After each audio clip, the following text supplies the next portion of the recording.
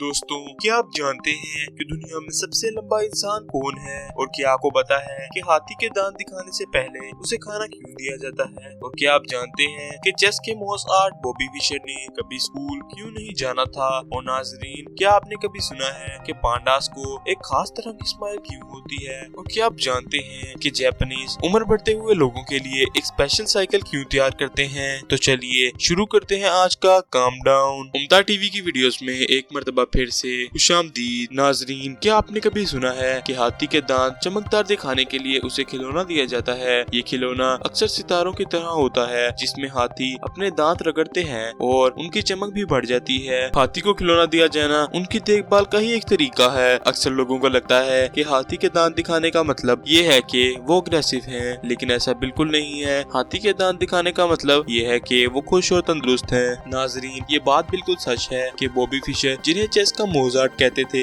उन्होंने अपनी पूरी जिंदगी में किसी स्कूल में एडमिशन नहीं लिया था। वो अपने आप को सेल्फ टॉट चेस प्लेयर कहते थे और कहते थे कि उन्होंने चेस को खुद से सीखा है। बॉबी फिशर ने 6 साल की उम्र में ही चेस खेलना शुरू कर दिया था और वो अपने बचपन से ही चेस खेलने में माहिर थे। बॉबी फिशर ने सिर्फ 13 साल की उम्र में यूएस चेस चैंपियनशिप जीता और 15 साल की उम्र में ग्रैंड मास्टर भी बन गए। फिशर कहते थे कि स्कूल में जाना उनके लिए बहुत ही बेकार होता है, क्योंकि वो अपने खुद के रूल्स को फॉलो करना चाहते थे और स्कूल उनके हिसाब से नहीं चलता था। लेकिन उनके इस डिसीजन के बावजूद फिशर चेस के कैरियर में बहुत ही सक्सेसफुल रहे और वो पूरी दुनिया में मशहूर हुए। दोस्तों, पांडास के पास एक खास तरह की मुस्कुराहट होती है जिसे ब्लीड कहते हैं। ये मुस्कुराहट कभी कभार लोगों को गोट की आवाज से भी मिलती जुलती लगती है। पांडा, जैसे कि आप सभी जानते हैं, बहुत ही प्यारे और शांत जानवर होते हैं। इनकी मुस्कुराहट देखकर किसी के मूड में भी तब्दीली आ जाती है। लेकिन क्या आप जानते हैं कि इनकी मुस्कुराहट के पीछे क्या वजह है? पांडा जब खुश होते हैं या अगर कंफर्टेबल फील करते हैं तो वो अपनी मुस्कुराहट दिखाते हैं। ये मुस्कुराहट एक तरह की कम्युनिकेशन होती है और ये दूसरे पांडास को ये बताती है कि सब ठीक है। इसके अलावा ये मुस्कुराहट एक वार्निंग सिग्नल भी होता है, जो पांडास किसी डेंजर की तरफ इशारा करते हैं। दोस्तों,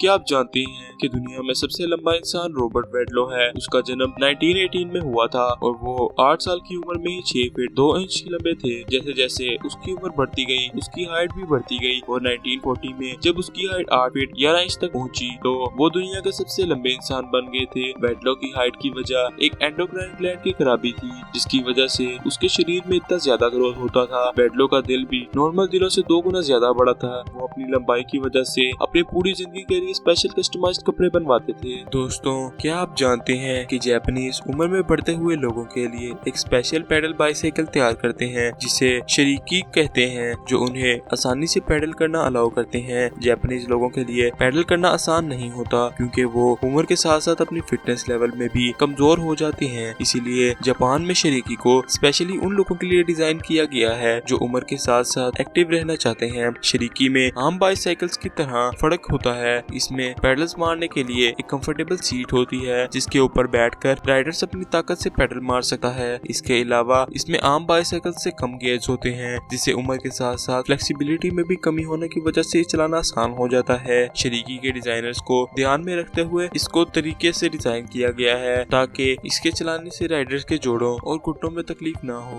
उम्मीद है उम्दा टीवी की ये वीडियो भी आप लोग भरपूर लाइक और शेयर करेंगे। आप लोगों के प्यार भरे कमेंट्स का बेहद शुक्रिया। तो मिलते हैं अगली शानदार वीडियो में।